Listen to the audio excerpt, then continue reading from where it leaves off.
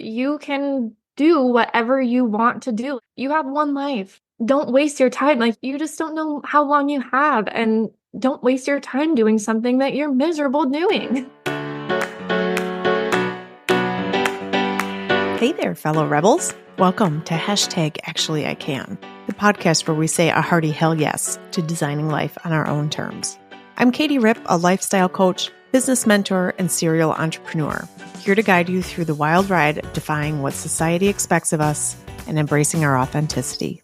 On this show, we dive deep into taboo topics like death, money, spirituality, entrepreneurship, unapologetic self-care, and personal development, all while swearing and laughing along the way. Expect down and dirty conversations, plenty of humor, and a whole lot of exploration, leaving you feeling empowered to be your truest self. Whether you're craving a good laugh, seeking unconventional self-care tips, or simply looking for some camaraderie, you've come to the right place. We only get this one short life, so buckle up and let's design yours on our own terms. Ready to dive in? Let's go!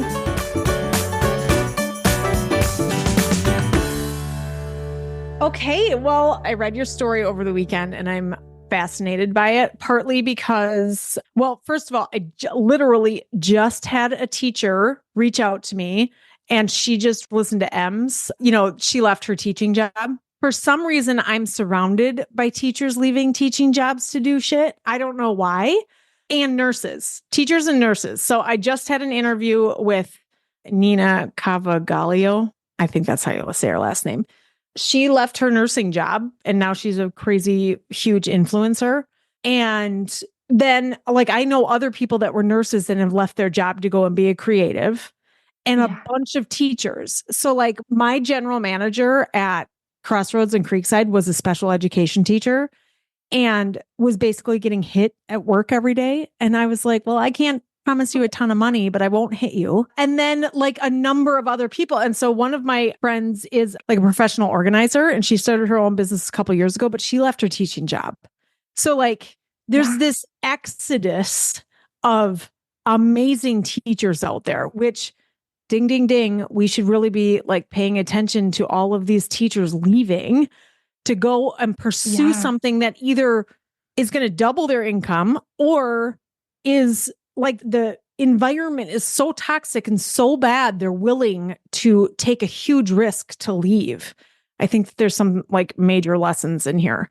And then your comment, the other teachers feeling stuck, right? Like, how many teachers do you know that are just like, don't have an entrepreneurial mind? What else are they going to do? Mm-hmm. Right? Like, it's kind of like those, well, I think they call them golden handcuffs in the corporate world. I think they're just handcuffs in the education world.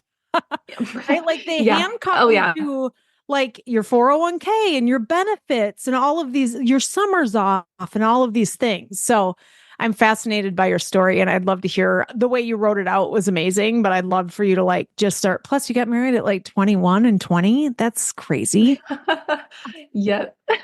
I mean, yes, you hit the nail right on the head with like the mass exodus. I think I was like part of that big wave and I think it's still happening with teachers. It was post-pandemic. Like, I think the environment in a lot of schools, from what I hear, just nationwide got significantly worse to the point where teachers were like, I'm at my breaking point. I need to do something different. Right. So yeah, I was part of that wave.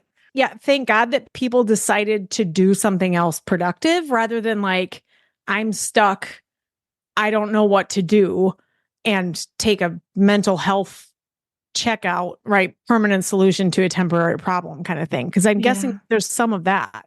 Yeah. And I mean, I think of like my graduating class of college, and I think half or more than half have left teaching already. And it's only been several years, you know? So it's, it's crazy.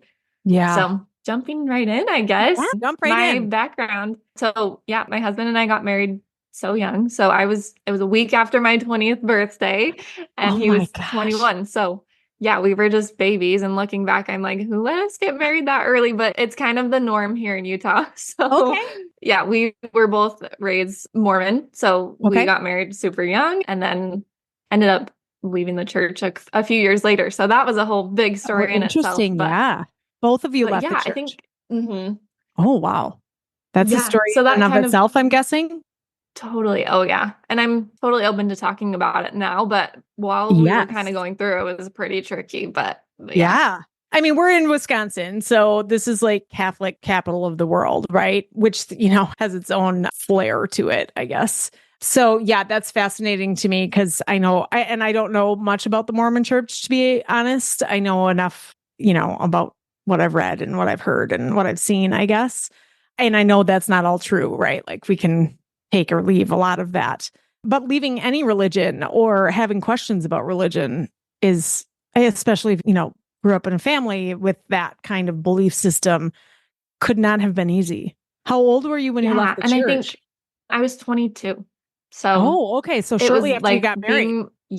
being like born and raised in Utah is kind of a unique bubble where the majority of people, or it feels like the majority of people you interact with are also of the same belief system. So it's kind of like this little bubble of everyone believes the same way and things like that. And then it influences cultural norms, like I was saying. So a lot of people get married early. You're encouraged to start a family right away if you can. So yeah, and I think I mentioned the whole faith transition because I think it kind of influenced my decision to then open my mind about other possibilities with career stuff. Because I mean, my paradigm was shifted with that whole transition. And I'm like, oh, there's a new way I could be thinking about things, which just kind of blew open the door for me to think about other possibilities in different areas of life. Wait, So is yeah. Paradigm Um, podcasting because of that? Yeah, because of a whole different range of shifts and beliefs that kind of throughout my story have tied back into what I've heard and listened to on podcasts. So yeah, it's all kind of I very love it. personal and interconnected for me. So Yeah. Tell me about the shift from Mormon to, do you have another faith-based religion or? I wouldn't say like an organized religion now, Yeah. but I would say I like to believe that there's a higher power of some kind, but I'm open to anything. Now that I was so set on one way of thinking my whole life, now I'm like, well, oh, it could be this, or I'm open to something else, just open to it all. Oh, how That has also fascinating. been And your freeing. husband was on board? Like that's always, like it's one thing to do Yeah. something for yourself, right? But like a whole nother shift when you're bringing somebody along or they're taking you along or you're going Oh, together. yeah. Yeah. I think what I've seen in friends and just other people, it's such a common thing for couples to separate because of that difference in belief. And yeah, during that time, I was really grateful that we kind of were able to explore things together. And it was hard, even like we were both open to exploring things together, but there's just the unraveling of belief that your belief can be different on certain things than the other person at different times. Yeah, So yeah, that's a lot. I mean, that is fascinating, but it must have played into so many other things in your life so far. It is so yeah. important, right? Like when you change your belief system into something that like, I mean, I would imagine some people like change their belief system, which closes their mind, right? As they get older, their minds close further and further and become a little bit more tunneled, but like, it's almost like yours opened up. Right. Yeah. I'm grateful to have had that experience in like expanding to now I'm like, oh, I don't want to ever like definitively say this is my belief because I just am now open to everything, which I think Yeah. has been such a blessing in the long run because now I want to hear everyone's perspective because I might not know what they know. Yeah. So it's been What a awesome gift. to have, yeah, it really has been a gift to experience, especially early in my life, to where I'm now like, oh, I want to learn more and I want to hear more about all different types of perspectives. Which So you yeah. actually like physically do hear more of everybody's Yes. perspectives. That's Yeah. literally what you do. Yeah. That's why I have the coolest job because I get to hear people's stories all day. So it's Yeah. awesome. That's really So cool. Tell yeah. me about the teaching. So yes, in my early 20s, a little before I got married, I had to decide like what I wanted to go into in school. So I had always loved school growing up. I was like the textbook teacher's pet. Like school always came really easy. It was such a fun place. So I had always kind of maybe been interested in teaching. And so of course, like when you're deciding what you want to do, you choose something that's like within your realm of possibility. And at that time, when I was early in school, I didn't know anyone that was like an entrepreneur, let alone in the online space. Like that was like, I didn't even know people did that for a living or how to do that or Or that it anything was like that. real, So, right? Like I think we right. kind of think of that as like a out there possibility or for somebody Hmm. else.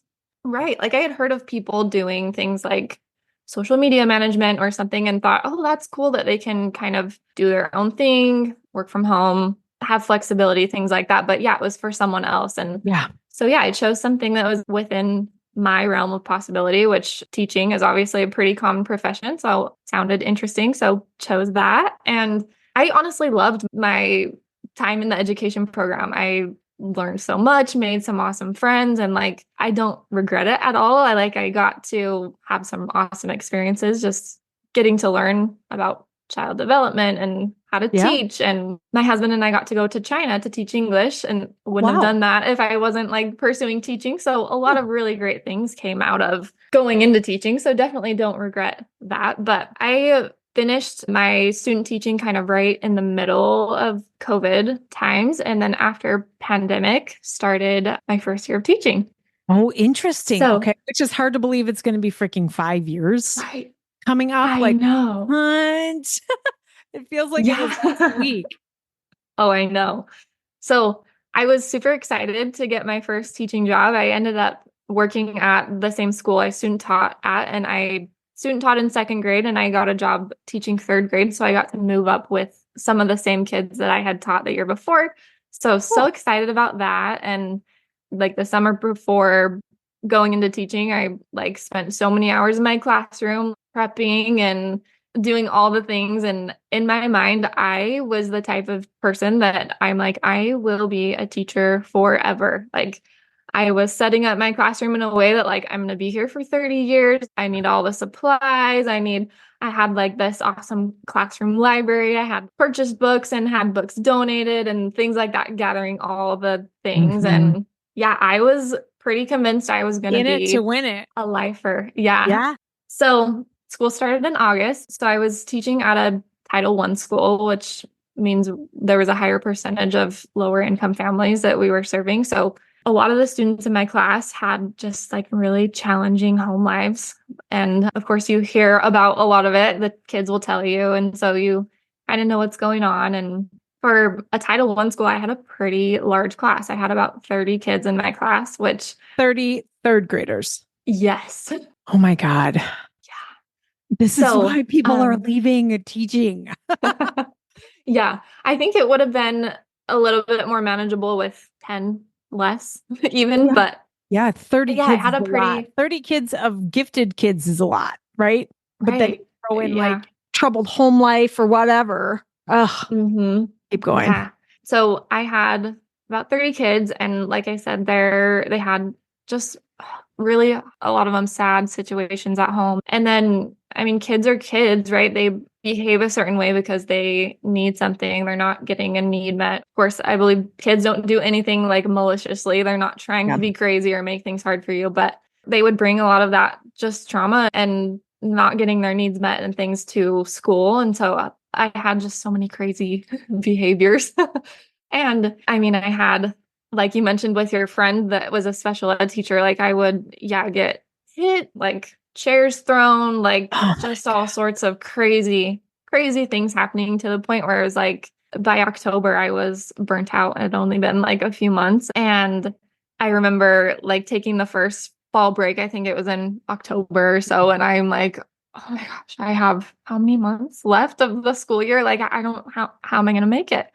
I mean, I got to the point where I had always been through school and just previous jobs had always been like, I never called in sick, like, just push through Yeah. if I Yeah. was feeling under the weather or whatnot. But I got to the point where I was like, it was hard to get out of bed in the morning because I would wake up knowing the chaos that the day would bring, which was kind of my first red flag of like, oh, something's not right here. Like, this doesn't feel good to me to not Yeah, be able that's a to wake up. dangerous place to be, right? Because it just like it can circle like in this kind of vicious cycle of like feeling bad that you don't like you're not getting up and you should be able to do this because other people are doing it and your coworkers are doing it and whatever. And then it gets into this like cycle of feeling bad and possibly doing other things to like make yourself feel better, which people can go in lots of directions that way. So yeah, that's a dangerous place to be. Yeah, totally. I would get home from school and like I have always been like an active person. I love to run and things. And I would get home at 4 or 5, 6 and just want to go straight to bed, like so overstimulated from the day. And I think that's pretty common if you have a great class or a challenging class with teachers. But yeah, so I just did not feel like myself. And your first year of teaching, they usually say it's hard no matter what. So I'm like, okay, it's probably just my first year. Anyway, so made it through the fall and then January, I'm still just feeling so burnt out. So I started to kind of ask other teachers that were in my building or from around the area or online, just kind of their experience with teaching and teachers at different stages of their careers, right? New teachers, veteran teachers. And the more I talked to other teachers, realized that there was like a pattern of they would say something along the lines of the system isn't built to support teachers. And from what I was seeing, it wasn't really built to support students either. Like they don't teach you this in college that they're forcing you to go to. Right. Yeah. Like I would just feel this pull, like I said, with all my students who had just challenging situations, like they needed so much more than to be taught math and reading. Like they needed some social skill development and they needed so much more than one teacher can give 30 students at a time. And so just needed more support. And I like had this realization of like the system is not supporting teachers and it's not supporting students. And from what I hear, like teachers kind of went one of two ways. They either just accepted that the system is broken and just tried to make do. So they would either sacrifice their own personal boundaries, like staying long hours to get all of their stuff done or spend their own money, or they either didn't meet all the expectations. And me as a classic type A personality, I'm like, well, I don't want to not meet expectations. So yeah, I was burnt out. I mean, you think to yourself too, like when you were saying that, you know, they're sacrificing their boundaries, but also don't you see so often they're sacrificing their health, right? Like so many teachers are putting all of their, well, I mean, literally lives on the line. And then also like giving so much for very little return or a very like, I'm sure it's rewarding at some points, but I'm sure that the rewards are fewer and farther apart than they used to be.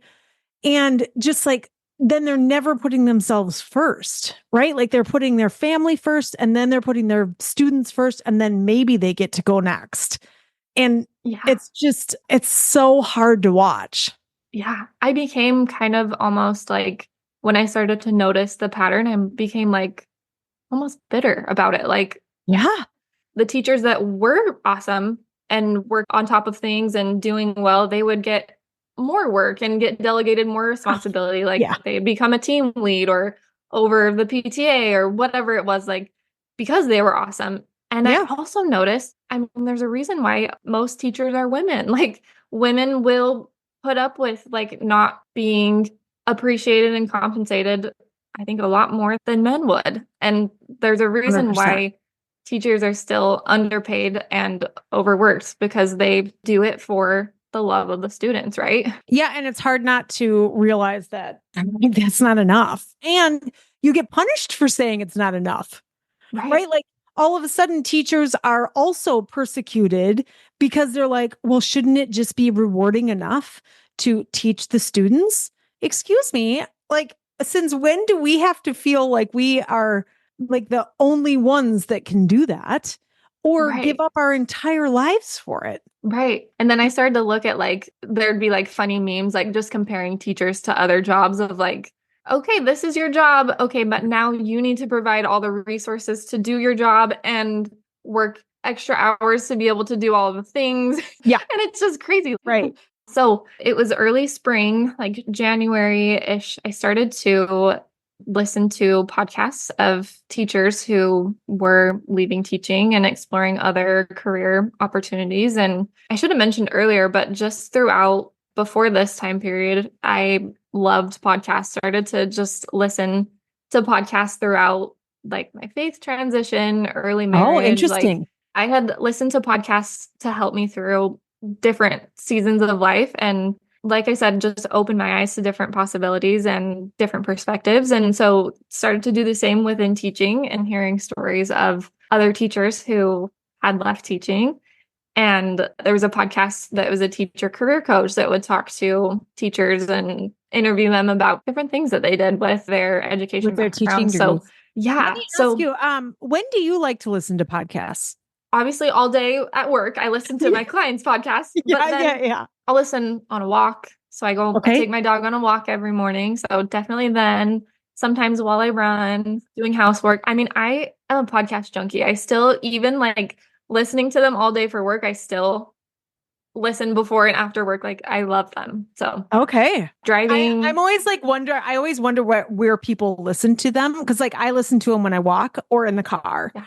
I've not really gotten in like listening to them when I'm at home, like with headphones on or Mhm. whatever. Like, well, let's be real. I don't do housework, so I don't need to do that.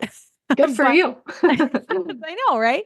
But like occasionally, if I'm mowing the lawn or something like that, I will listen. But I'm just always curious, like, where are people listening? Like, are they running or are they, like, what are they doing when they're listening? And it's such an interactive sport pastime. I don't know exactly what Yeah. it's called, but like, it's such an interactive thing. Like, you can do a bunch of things. It's not like you have to just sit here or like reading a Hmm. book. You don't just have to like sit and read.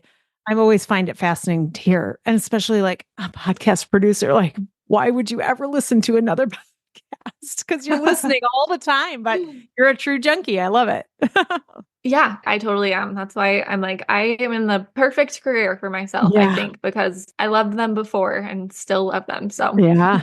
so like I said, just started listening to the podcast, hearing different teacher stories. I came across this podcast about a course creator that helped people get into freelancing. So my eyes were open to like the world of online business and freelancing. And like I mentioned earlier, I had no idea that this world even existed or like that someone could get into it not having a background in business. Yeah. I never knew it was a possibility for myself and just started to hear different stories. And some of them were even teachers who transitioned from teaching into freelancing and doing all kinds of different things. So started just to learn about that. And it was March of that same school year that I was having such crazy anxiety, like could hardly get out of bed. And I never, in previous jobs or anything, had never been the type to like call in sick. But this one day, I'm like, I'm staying home today. So I called in sick. And I remember just in the morning, I had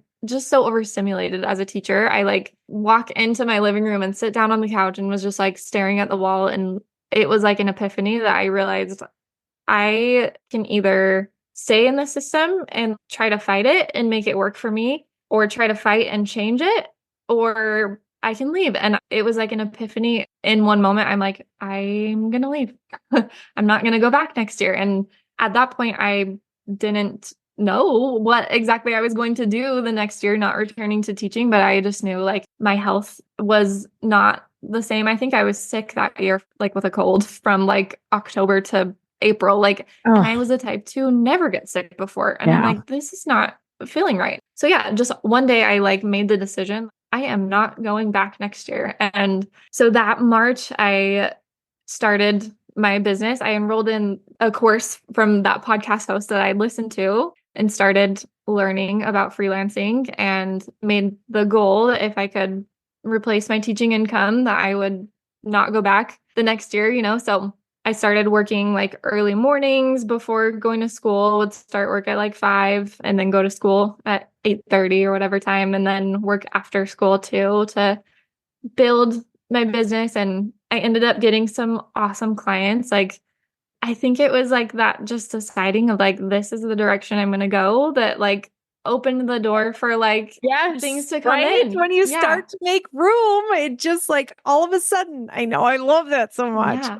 I didn't know what was going to come, but I knew like this is the direction I'm going in and it's going to work if I just keep taking steps in this direction. So it was totally perfect, the clients that I was able to connect with initially, because like I said, I had no experience in the online space, but the people I ended up working with were just some really awesome women in business that were able to like mentor me and just let me have so many different experiences doing all different parts of their business, just learning about different things. I was doing admin work and customer service and virtual assistant type work, and then also some creative elements like writing blog posts and then eventually doing back end of podcast production. So I ended up getting to learn how to do some of the back end of podcast production, and all of a sudden it clicked for me. I'm like, oh my gosh.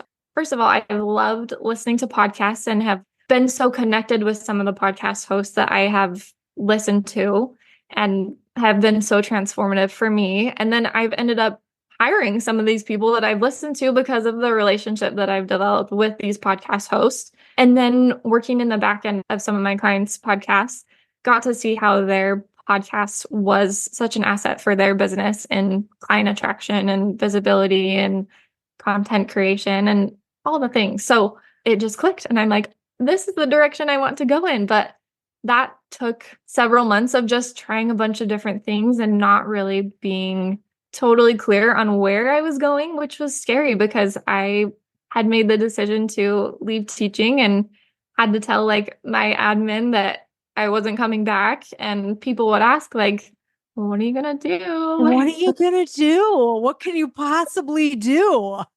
Yeah. And like my friends and family, they were obviously supportive, but I'm sure they were like, well, you just went to school for 4 years for teaching and now you're going to do what? Like, so that was kind of scary. I mean, I didn't like announce it to the world for a while after because I'm like, it does sound kind of crazy. Like I told everyone I was going to be a teacher and now I'm not anymore. So it was definitely scary. But like I said, like I decided I was going in this direction and didn't really know where it was going to go and have been like just so pleasantly surprised on what has come my way. Like I've just been able to connect with so many awesome people that I would never have been able to meet, like you and my other clients who I just get to learn so much from, that I would have never been exposed to these different perspectives and possibilities if I hadn't decided to do something different. So, yeah. Do you think that that day in March when you called in sick, do you think that that was really like the precipice? Like, this is it. I'm going. I think so. Like, it was just, I think for so long I had been so busy just doing. Like, I mean, through school, I had several jobs. Like, I would just work and go to school and all the things. And then during teaching, you're obviously so busy with all the expectations that you can't keep up with it. I had never like truly taken a second to sit down and think like, is this a direction I really want to go? And really ask myself and give myself the space to feel what direction was right for me. And I think leaving the church several years before was also kind of, like I mentioned, opened my eyes to, oh, I can think differently. I can change my mind about things. So yeah, but I think it was sort of had the experience of doing it once already. Like, and the world did not, the floor did not fall out from underneath you. I'm sure it wasn't comfortable, but like nobody died because you made a decision for yourself. And, we get into our heads about like all this fear of like what might happen if what is the admin going to think of me if I don't come back to school? I'm so lucky to have this job, right? Like we've been told that all of our lives, that like you're kind of stuck. And sort of like the question, well, what's the worst that can happen, right? Like, what is the worst that can happen after this? Well, what's the best that could happen? So tell me about that. Like, tell me about like your day in the life, like compared to your days in teaching.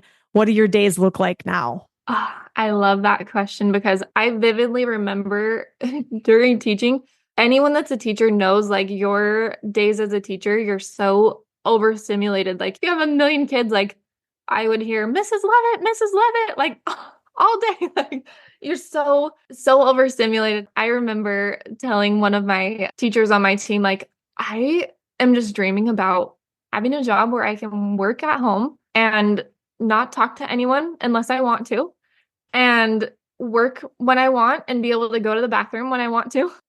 So I remember like before I started building my business while I was teaching, like having this vision of doing exactly what I'm doing now.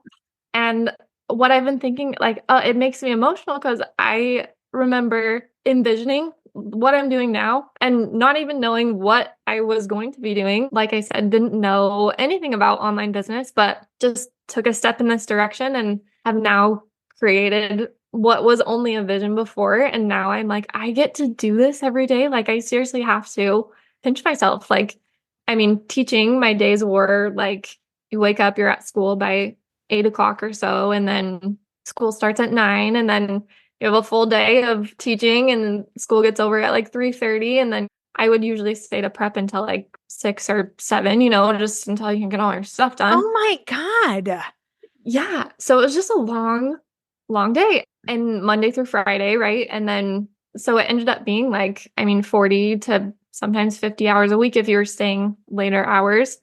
And now I like have just been so appreciative this summer of like, I'm finally at a place with my business that I just have the most amazing clients, and I get to wake up and take my dog on a walk. And if I sleep in a little bit, that's okay. And I get to be at home and have so much more work-life balance than when I was gone all day and not being able to take care of things at home or run to the doctor when I need to or Yeah. whatever it may Or be. go to the And bathroom. yeah, or go to the bathroom. Yeah, when you need to. But yeah, so get to do client episodes. It doesn't feel like work. It feels like I just get to hear these awesome stories and get to connect with people and learn all sorts of different perspectives. Plus, you get to And be the yeah, first. You get to be the yeah, first to hear it, yeah. right? Like all the raw, nitty gritty, the back end stuff. I would always be so nosy if I were you. Hello, my friends. It's Katie here. If you're feeling stuck or searching for more purpose in your life, I have something special for you. My new book, Midlife on Purpose, is out now. It's all about embracing midlife as a time for growth, joy, and living authentically. Packed with worksheets, tools, reflections, and trackers, this workbook is your guide to rediscovering your passions and creating a life you love. Whether you're navigating career changes, personal challenges, or simply seeking more fulfillment, Midlife on Purpose will inspire you to live boldly and with intention. Get your copy today and start your journey to a more purposeful life. Available at katierip.com and Amazon. You've been and I'm quite a bit older than you, but so, of course I went to 12 years of school. And then I worked in a college and I worked in a school again. And so it took me until I was like 25 to be out of the school, like day, the 7:30 a.m. to 4:00 p.m. That's what your day looks like. And so as I got older and, into jobs that were a little bit more flexible or whatever, I always like struggled with that. It feels like the day starts at 7:30 and it feels like it should be over at 4. But what I realized is that I really can't do anything afternoon, right? Like my creative juices are gone. I really just don't have the bandwidth from 12 to 3, but I would always feel so guilty because I'd have that 12 to 3, like I don't have energy to do something, but I feel like I should be doing something because I still have my day until 3 or 3:30. And now I have children, right? Like I've had kids in school for 10 years. So I'm back in this like school rotation. So when I went out on my own, I struggled with a schedule. Has that been hard for you to at first it was probably like, well, this is really romantic. I can take my dog for a walk whenever I want. I can Yeah. do whatever I want. But I also realize there's a lot of hours to fill in a day when you're not wasting half of it. And I don't mean to say that teachers are wasting time. That's not what I mean. But there's a lot of chit chat and a lot of transitioning from room to room or, just that weird kind of different time than you have when you're Yeah. self-employed, right? Like there's just a lot. 8 hours is a lot of hours in a day to work straight through if you're at home. Right. Have you been able to break that up? Do you need the break? Have you been creative with your schedule or what's that look like for you? Yeah, I will say it's a whole different type of problem. Like you said, when you're working at a normal 9 to 5 or something like that, like you're there from this time to this time. So there's no like, should I work this time or should I work this time? Like you're just there. So it's been like a different type of air quote problem, which it's Yeah. the best kind of problem to have. But I even always say, like, people say, well, that's a good problem to have. I'm like, well, good problems need solutions too.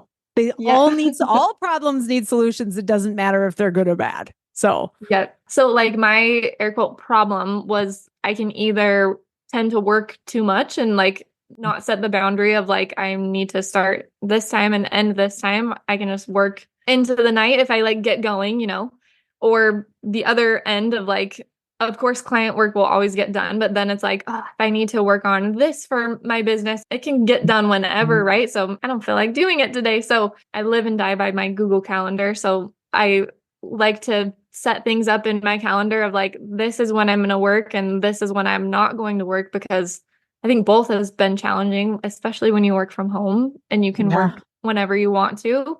You can work whenever you want to, and you can not work whenever you want to. So Yeah. it's like, That freedom is yeah. tricky because if you're not a self-starter, which you diagnosed yourself as type A earlier, but I am not a type A personality. So like I have a really hard time.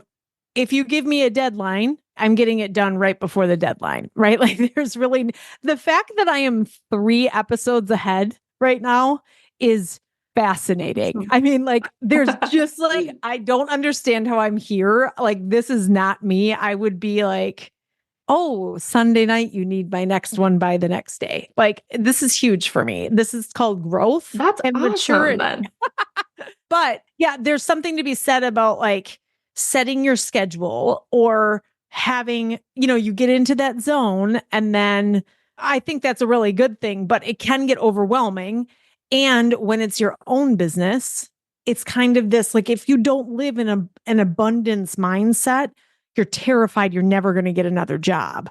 And so you can't, like you have to continue to do more and more and more. One of the points you said before was like you don't work on your business, you're working in your business. And this is like one of the things that I run into with clients all the time is I have all these things that I need to do for my business or on my business, but I'm working in it all the time that I don't have time to do that, right? Like the social media, the marketing, the selling for yourself, the admin work, the bookkeeping, all of the things that like, it can wait until April 14th, right before you have to have your taxes Right. done. How much of that has been an issue for you? I would say I will definitely, especially this summer, like you mentioned, there's certain things like social media or different things that it's easy to not do them if they don't have to be done right away. So like social media is one of those things where this summer I'm like, I want to spend less time working on my business. And so that's one of the things that I haven't done a ton with lately. So I will say it's like been kind of tricky for me to find the balance of like, oh, I could be doing all of these things. And if I did all the things that were in my brain, I would be working all the time. So it's Right. definitely finding the balance of like appreciating the time spent not working and counting that as also good and productive. Because Yeah. if I could, like, if I let myself, I would work myself till I was burnt out and then hate it. So I've Yeah. had to like embrace both sides of like, it's okay to maybe be able to do this thing, but choose not to for a time in order to, like this summer, social media has been on the back burner so I could Yeah. do summer activities, which have also Yeah. been healthy for me in the long Yeah. run. So definitely it's a balancing act and it's still something I'm learning.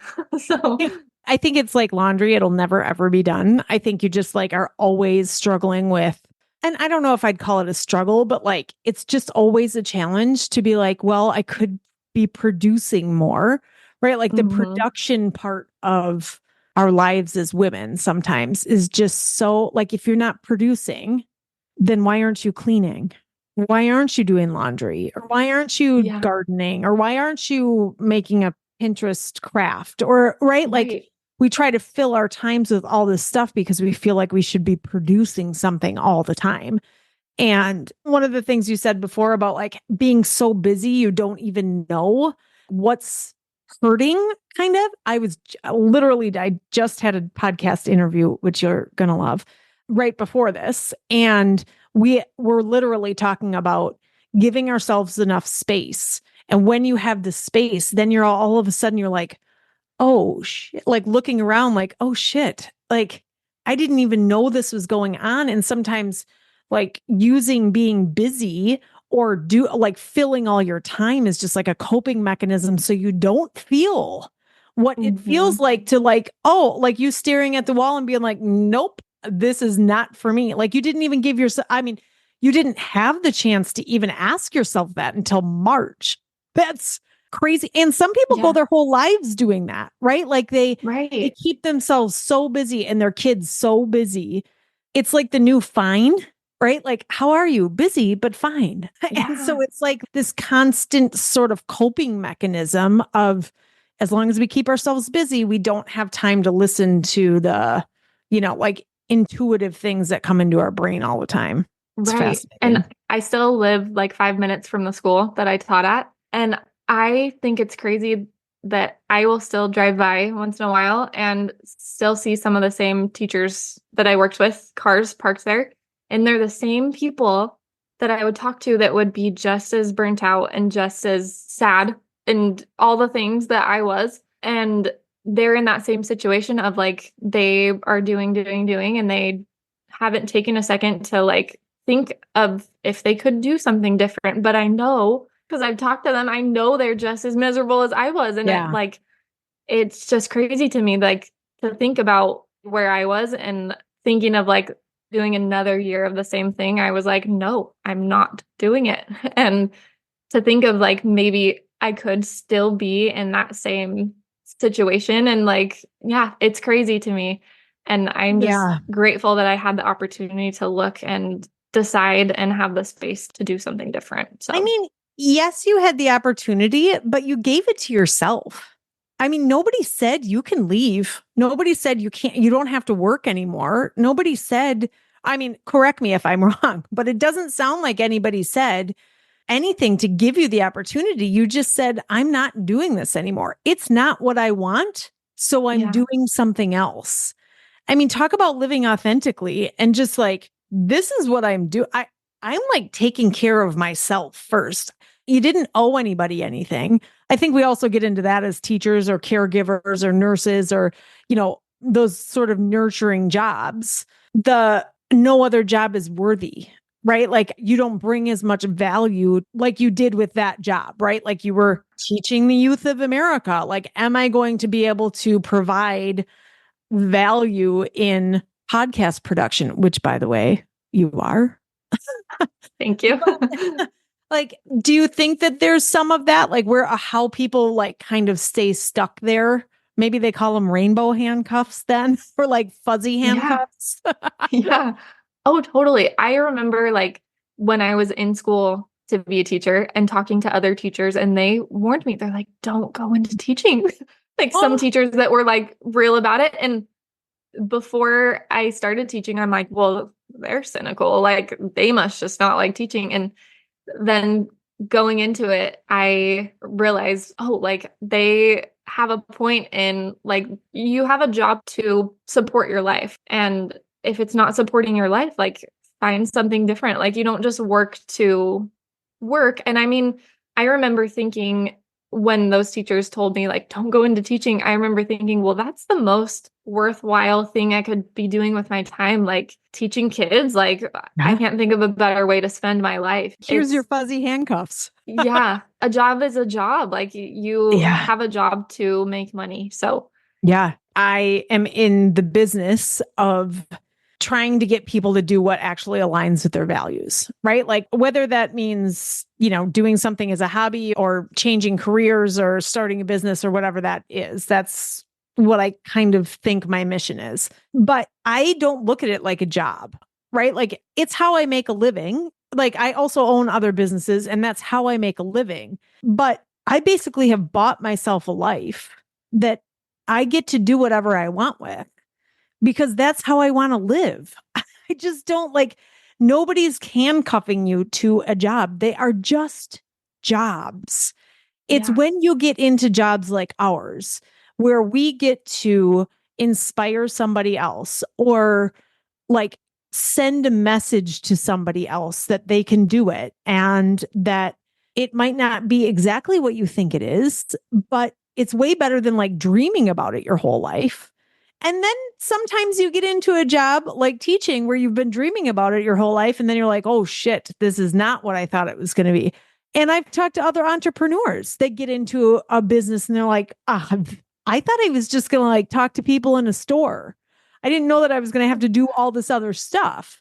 And then they realize, nope, I'm better suited to work for somebody else. That's fine. Just like own who you are.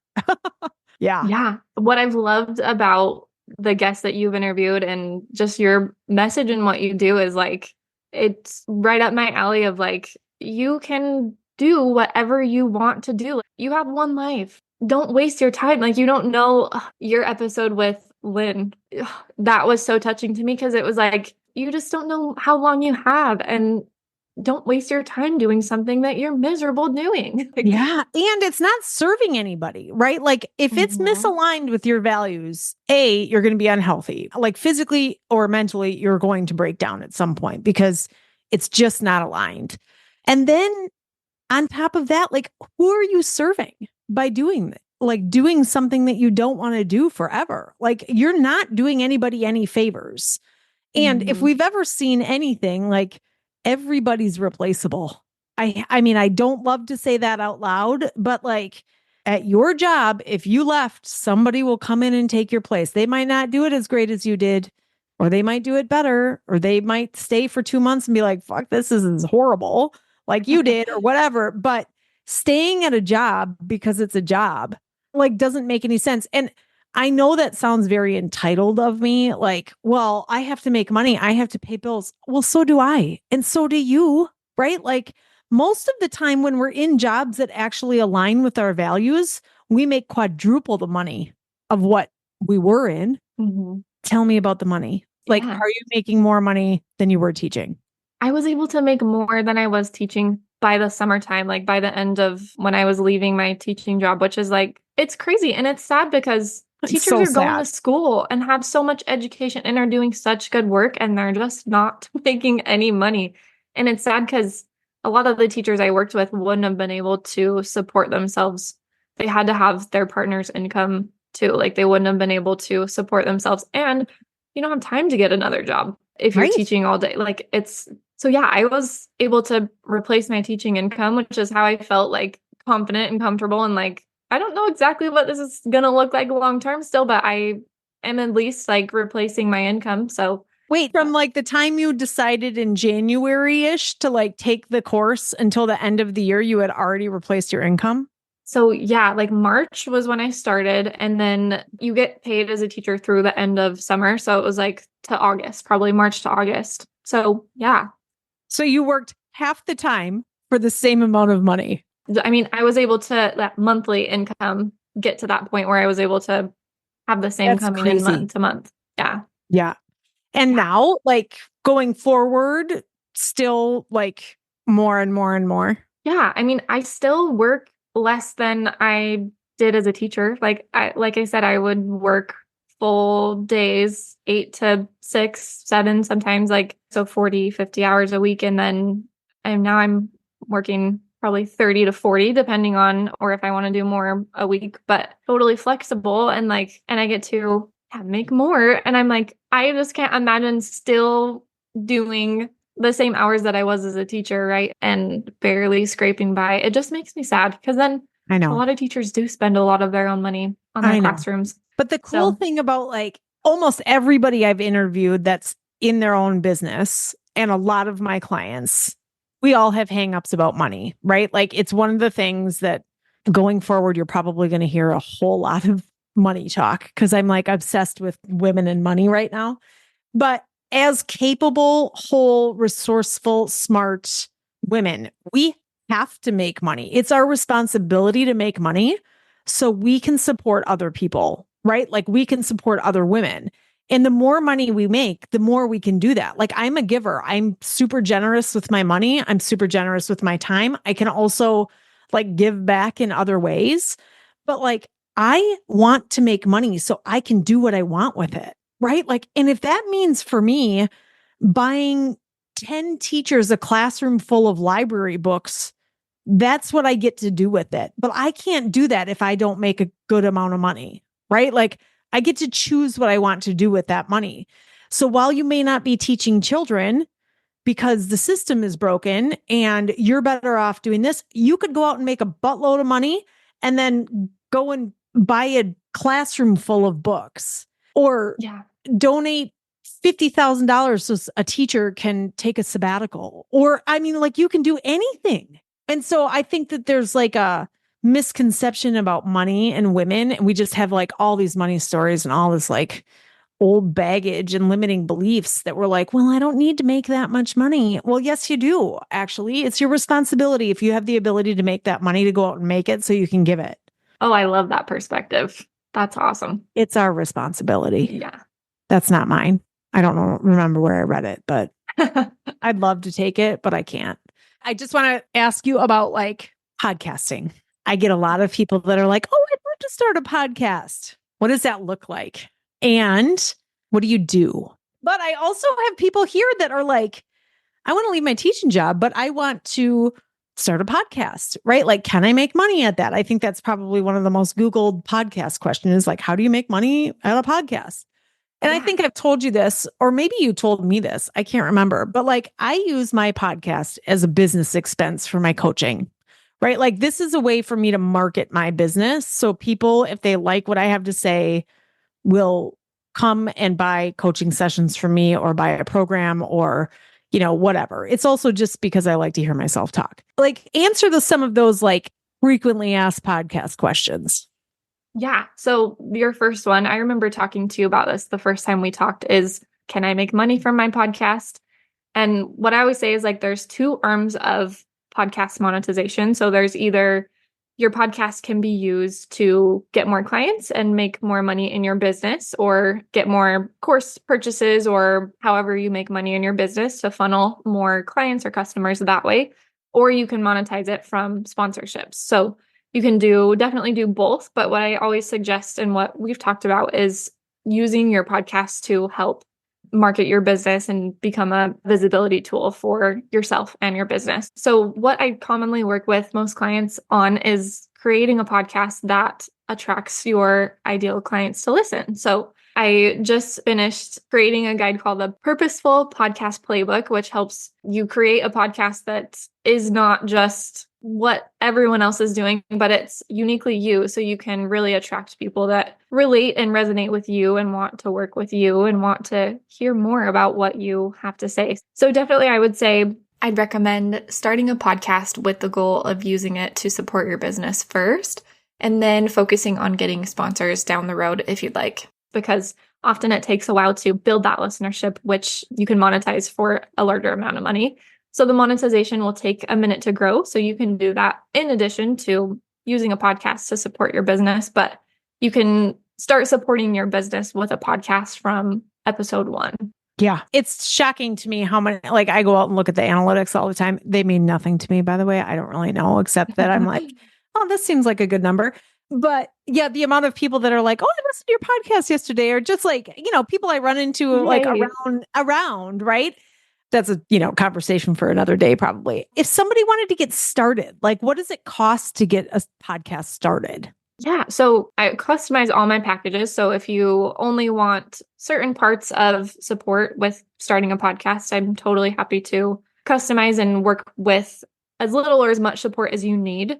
But my packages for launch start at around $1,500 and then can go up depending on what kind of assets you want. And if you're wanting support managing guests and things like that for your podcast. So it definitely ranges on like if you want to be pretty hands-off with your podcast. And I have some clients who just want to show up and record once a quarter, and they don't want to deal with the back and forth of managing guests and editing and creating assets and scheduling and all the things like that.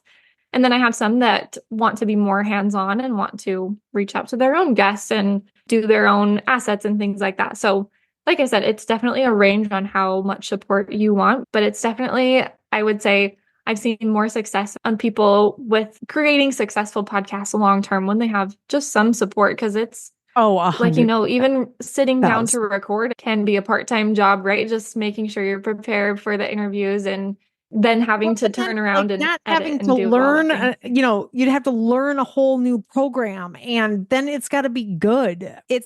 We need to pay people to do the things that we're not good at, period. Yeah. Like, And then it frees period. up Well, it frees yeah, you up buy back your your brain time. and time to be able to have your conversations and be as awesome as you are as a host without having to worry about all the back end stuff. So Right. Like, how long is this going to take me now? I have to listen to this whole thing and I have to edit. And I mean, what you give me is like complete peace of mind. I just like record like this. I send you a link, and then all of a sudden, magically, I've got carousels and reels and video. I mean, just like, you have no idea. It's the only reason that this has been. I just sent my email out today and I put like the number 10 above my podcast episode. And I'm like, how did I even get to 10 episodes? This is crazy. So it's very exciting. And I never thought I'd really be here either, right? Like, I thought, oh, it might be fun to do a podcast, but I just know myself that like I'm not detail oriented enough to like do the actual production of it.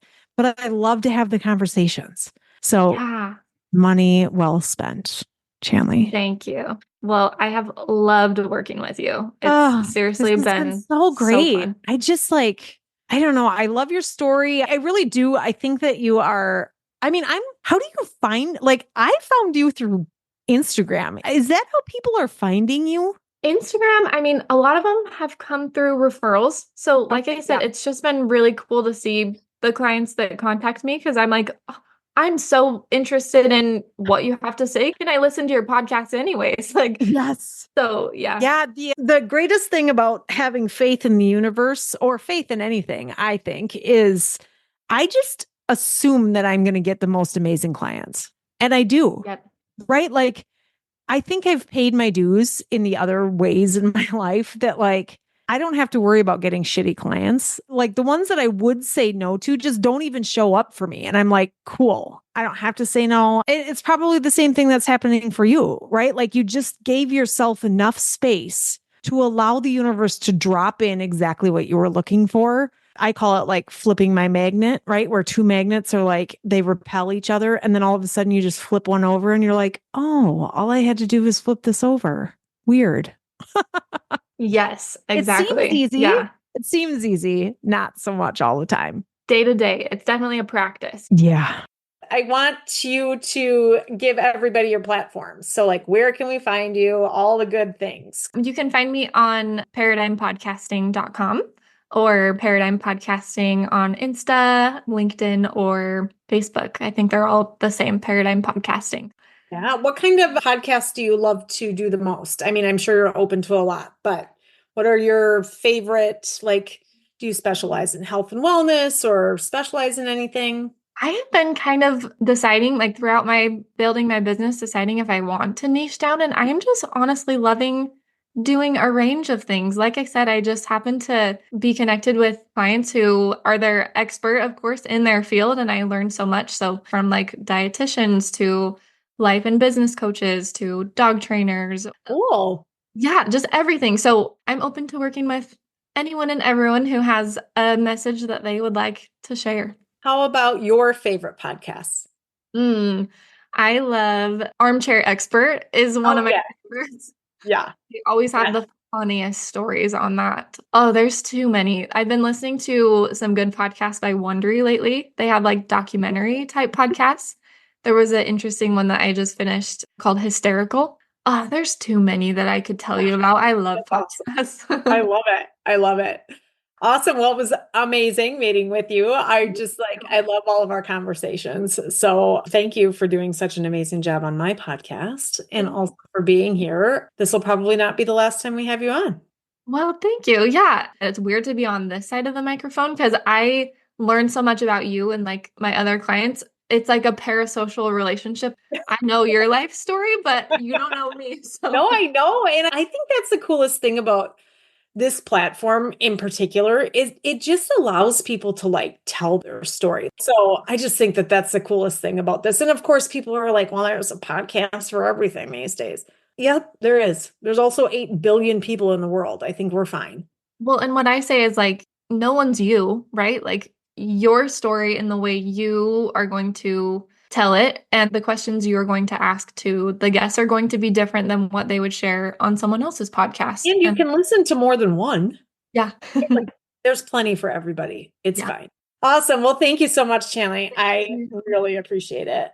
I appreciate you. You are just a joy to work with and fun getting just to chat with you today. Yeah. Thank you so much. And that's a wrap on today's episode. I hope you enjoyed diving deep into the world of living authentically with me. Before you go, don't forget to connect with me on Instagram. Shoot me a message at Katie Ripp. I'd love to hear your thoughts on today's episode and connect with you further. And remember, if you want more details on today's episode or just want to explore more about designing your life unapologetically, head on over to my website at katieripp.com. There, you'll find all the juicy details and resources you need to keep the inspiration flowing. Lastly, if you'd like to join me on the show, whether it's to tell about your experience of designing your own life, to share your expertise, or if you'd like to participate in lifestyle coaching live on air, don't hesitate to reach out. Your story could inspire countless others on their own path to living authentically. Thanks for tuning in. Until next time, keep living boldly, designing your life, and remember, #actually, I can.